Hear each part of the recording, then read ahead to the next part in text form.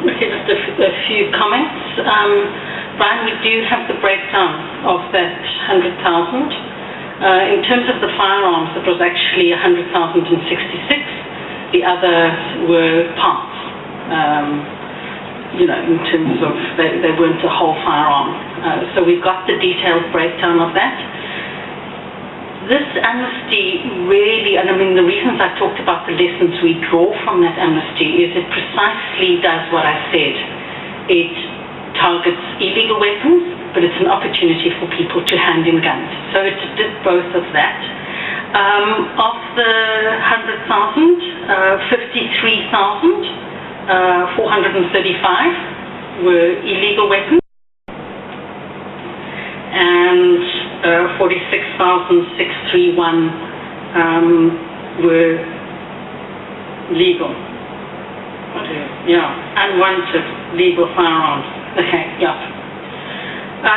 You need to, the research also shows, and I guess this is to Paul's point around the definition of legal and illegal, is many of those unlicensed weapons that were handed in came from Situnia too. So they were police recovery things, operations, but also it was people who were had a firearms control offence, and that they were holding a weapon that they were not licensed to hold, that they had inherited and had not gone through the licensing procedure. That's a weapon that you're holding without a valid license. So we need to understand that component as well. And amnesties are a really important moment for people to hand in guns that they don't want, because a gun in the home poses a number of risks.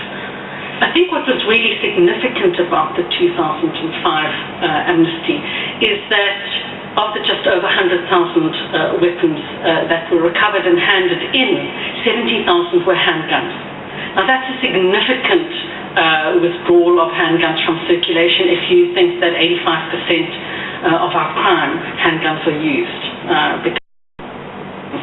So I think, it speaks to, there is much more detail about that. I think one of the other significant things was that almost 2 million rounds of ammunition were also recovered. And I think often when we're talking about firearms, we forget about ammunition.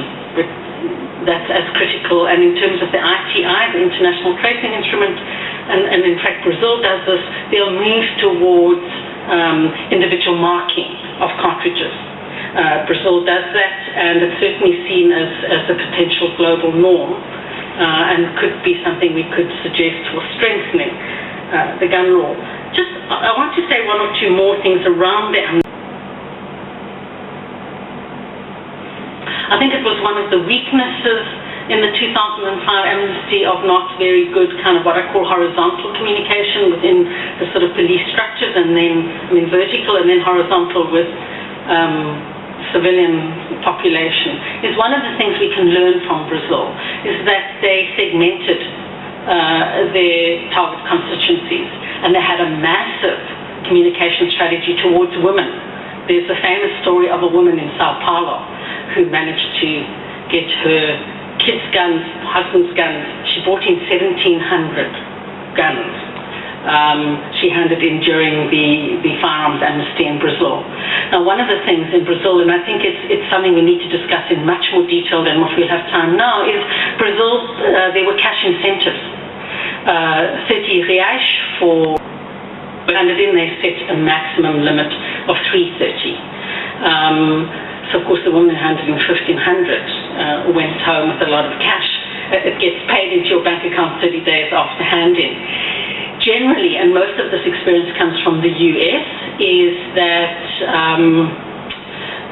cash incentives aren't great. They can actually feed the illegal market. So we've never done that here, but I think it's something we need to put on the table and discuss.